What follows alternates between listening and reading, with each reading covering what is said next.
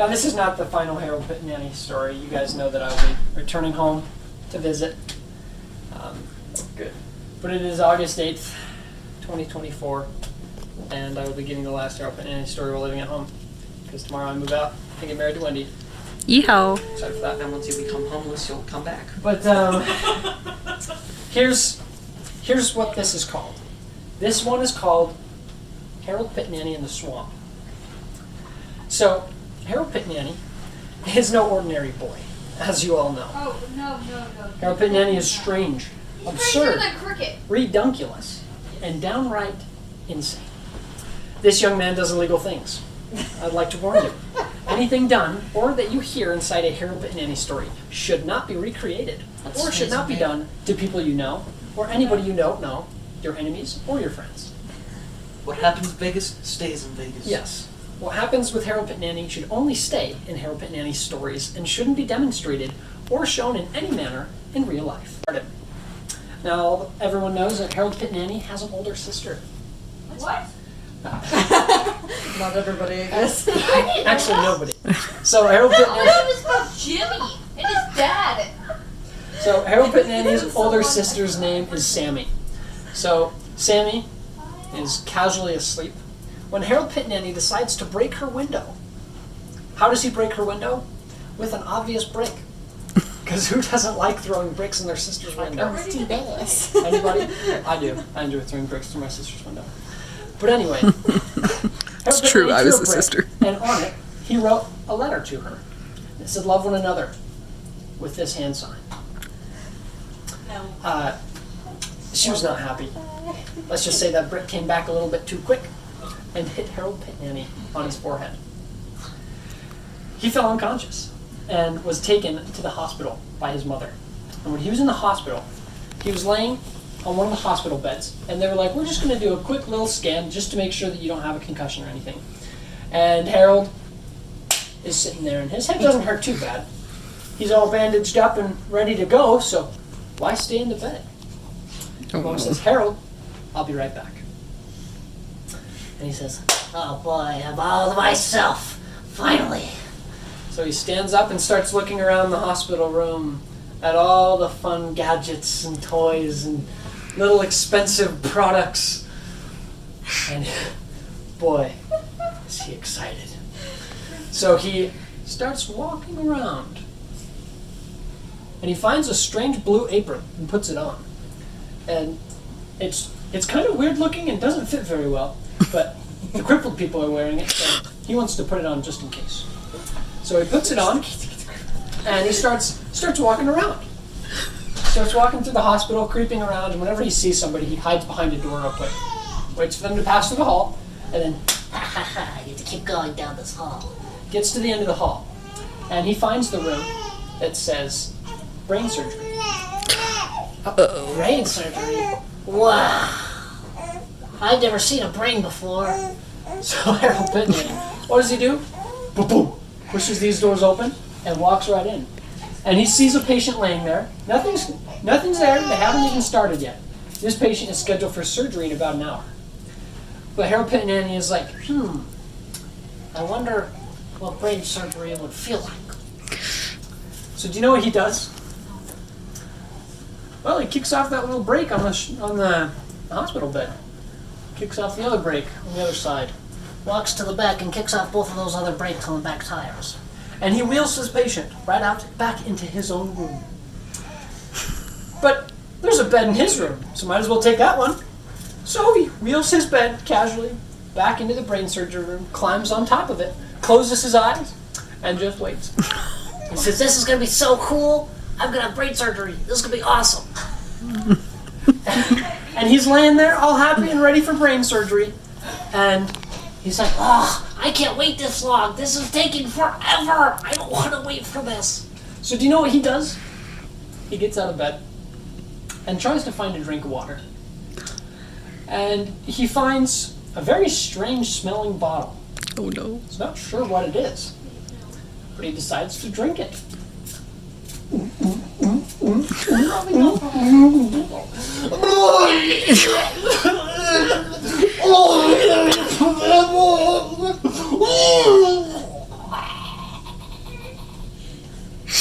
Why is it spicy?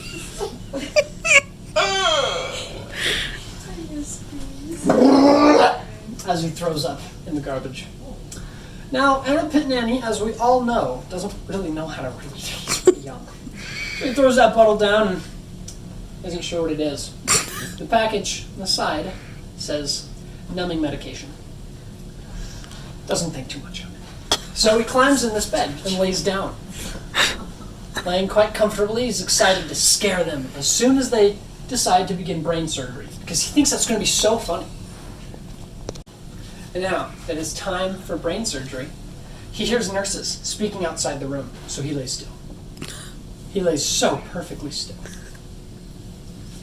And his arm gets a little tingly. His arm's just feeling kind of weird. His nerves are feeling really weird. Not sure what's happening.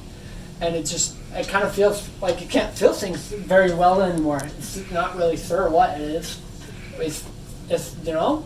So he starts that, and then it's done plus me.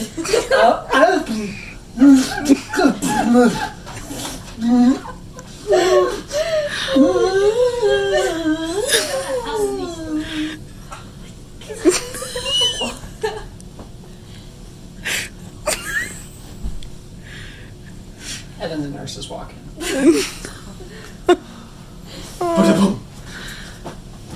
What did you say the patient's name was? I believe it was Carl. Okay, well, let's go ahead and get started on Carl. It's quite nice. His tongue's sticking out. It's not normal. Put that back in there. There we go. We'll keep it on there. Not really supposed to do that. Probably the medication we gave him. No worries. We'll give him less test next time. Alright, got the machinery. What are we doing on this guy again? Well, I believe the surgery that we're performing on him is a it's quite technical. What we're going to do is go inside his brain and then we're going to remove a small cyst that should be on the left side, approximately 3.9 inches below the scalp. Fair enough. So, they get everything set up for the surgery. And Harold Pitnanny, laying there completely stiff. But boy, are his ears buzzing. He hears what they're talking about. And he's like, I don't want brain surgery! What was I thinking? What was I doing? Oh boy! So he is panicked. He is freaking out. He can't talk? Oh, he can't talk? He can't move? Homie's frozen. He's wasted on numbing medication. So he doesn't know what to do. And these doctors come over. One of them's got himself a scalpel. And his scalp is ready to cut. And he goes right above his head. And right before he makes an incision, he says,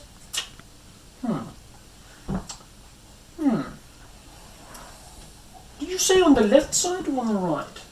Boom, boom, boom, boom. Who's at the door? One of the nurses was at the door. Walks over just to check, and the nurse says, What?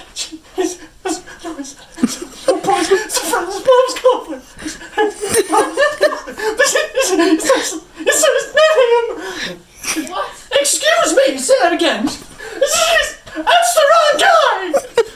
And boy, that nurse was scared when she walked back in Harold Pitnanny's room to find a very old man with a brain tumor. Luckily, Harold was dragged back into his other room, and they were sure that this little boy was faking it, so they shook him quite a bit and told him to get up, and he didn't move. He wouldn't move. He was perfectly stiff. And they were quite confused, but knowing that the kid's just pretending, they thought, well, let's leave him in the room for a little bit alone and see if he wakes up. So they leave him in his own room, and everybody walks out. Starts sweat just pouring down his face, and he's like, I'm so glad I didn't die. Brain surgery would have been bad. It would have taken my brain out, and I was just happy with that. he's just terrified, right?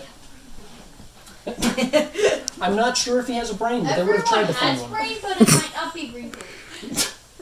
Not everybody uses it, but It might everybody be should. smooth as baby. But anyway, Harold Pitnanny starts sweating everywhere, all over his whole body. And boy, this is a sweaty dog. I'm telling you, this little kid, he looks like Michael Jordan after like the world's worst basketball game. He's sweat, made of sweat. He's dripping. And he was already on one of those beds with like the plastic liners. He like with those plastic liners and started to slip and slide. And he started to gain just a little bit of movement, not a lot. And he starts slipping. And he slides all the way off the side of his bed and smacks his face on the door. And he's like, except his face down, right? So he's like, and the doctor's looking at the cameras and they're like, what is this boy doing? Clearly he's got something wrong with him. So they pick him up and put him back in his bed after coming in. And they're like, maybe we shouldn't have left him in here alone, and maybe he does have something. So let's take him in somewhere and give him a scan. So they take him into the other room because they're going to do a scan on him. And at this point, Harold Pitnanny's starting to get just a little feeling back. He's starting to be able to move and wiggle his fingers and his toes. And he says, I think it's time for me to make my escape. so he gets in this room that has this big circle, and they're going to put him in the circle and scan him. He's not having it. So as soon as they wheel him in the room, he stands up on the table. And they're like, whoa! You good? Because he was perfectly lit before. And he says, fear me! With the worst expression he can muster. As much fear as he can get. I am above you, mortal! And they're like, and they run so fast. Those doctors are dumb. So scared. They get out of this room faster than anybody else. Boom, boom, boom, boom. Doors swing open. And Harold is like, I did it! Now time to make my escape. so he gets down and he walks his way right out of that hospital, takes off this weird blue apron because, boy, he doesn't like that thing. So he walks out the front door and says, my mom's waiting in the car. Can I go out to her? And the lady at the desk is like, yes, well, kid, do whatever you want. Back to her computer. And he's like, yes! So he walks right outside. But his mom's not outside. Her car doesn't seem to be out there because he doesn't remember where we parked. So he starts looking around. And he's not even sure if he knows this part of town. And he says, guess I'm going to have to survive in the wilderness. And instead of walking back towards the street that he knew, he wandered off into the forest. He wanted to go with the safer option, obviously. So, upon wandering into the forest, he realizes that this is quite a messy area. Now, everybody knows that Harold Pitnanny lives in Florida. You do? Oh yeah. Right? Everyone knows that. I just remembered that. So, Kenny, I just did. It's been a while. I know, that's comedy. This is my favorite recurring theme. So, he walks inside this forest. And he's so shook because he's not really sure how to navigate a swamp because this young man doesn't really... That's Jimmy, his friend. Oh, Jimmy, he's off right now, but Jimmy will come back later, don't worry. So he wanders off into this, right? And he's not sure where to go, what to do, but he knows that he needs to make a shelter. So he starts wandering around because he's like, if I'm going to survive this, I need to have a shelter. Because I'm going to live in the woods for the rest of my life now. I'm never going to see anyone again. Can't find the He's product. sure that he can't find anybody. He's probably 100 feet from the hospital. Just right off the side of a road, just right down the hill, and it's off into a little forest. But he finds just a nice, pretty little wooden bridge that somebody had built. And underneath, he sees a big object. He's not sure what this object is, but it's big. And he walks down to the bottom, and he sees a giant, disgusting, green hand reach out and pick up a rock and crush it in his bare hand. Seriously, Kenny? And then reach his hand down in the water, pulled out a fish. Ow, ow, ow. Oh, that was delicious. All right, I like that. And he walks down the hill and goes, Why are you so fat? Is this single? what's her name? And he says, the name's Shrek, kid. Get out of here. This is my swamp. Josh, you hear And this kid's blown away. Harold Pitnanny is like, you're the Shrek from the movies? I've seen like all of your movies. I'm your biggest fan. No way. He's just flabbergasted. He's met his celebrity, his hero, his reason to live. And he walks up and says, I love you, Shrek. And he hugs his super hairy leg. Ew.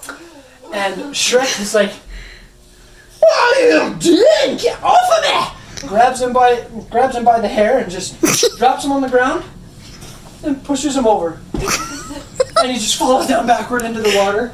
Now stay there, you little swamp thing! And wanders off. And he gets up and goes, Wow! His foot's even bigger than I thought. Oh, Bubba guy. so, means good stuff in Haitian Creole. So he gets up and he's like, Boy, I've got to figure out where Shrek lives. so he starts walking down the street. Yeah, starts walking down the street because he's right next to the street. He's only at the edge of the swamp. Oh, barely in the swamp. He starts walking down the street, and he's looking down into the river, right down the riverbed, and he sees just a nice little rock, a little opening.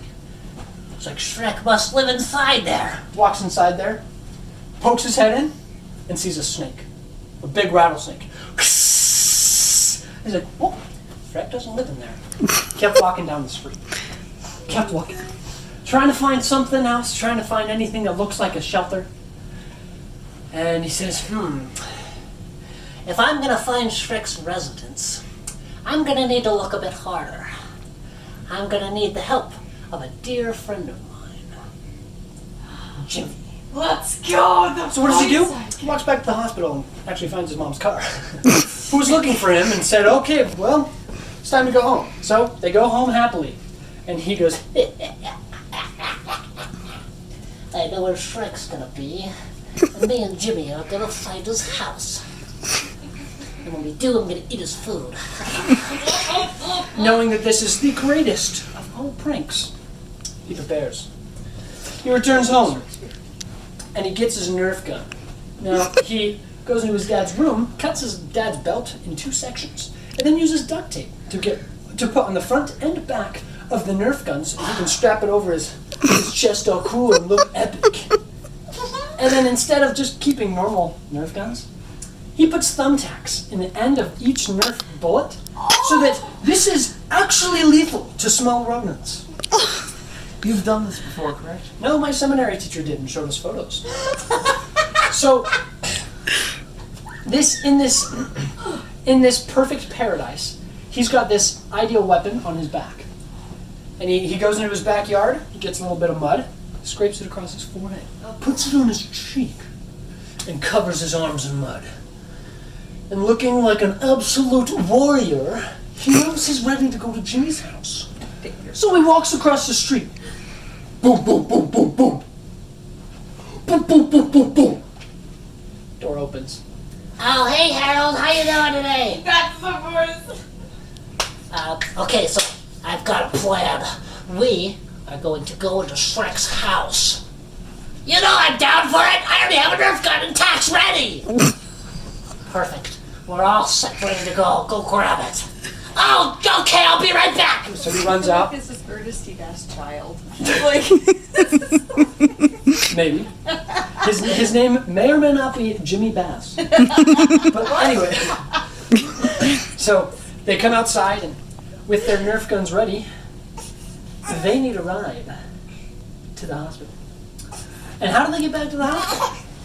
Oh no. Well, let's see what we can do. They walk up to an intersection. and Such a creative they say, story. they say, We need to get to the hospital, so we need to find a truck.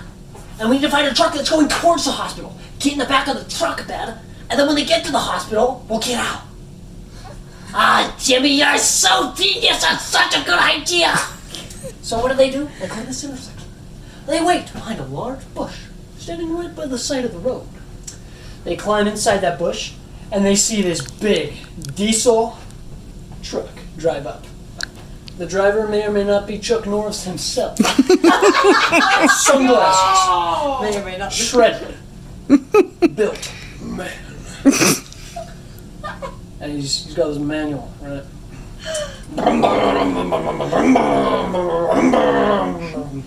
Pulls up to this stoplight.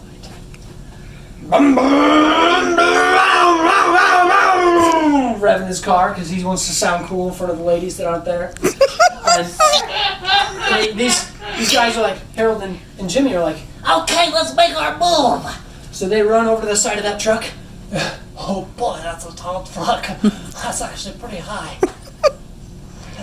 Oh boy, you boost me up, but I'll help you. So they boost each other and help him, and they both get inside the bed.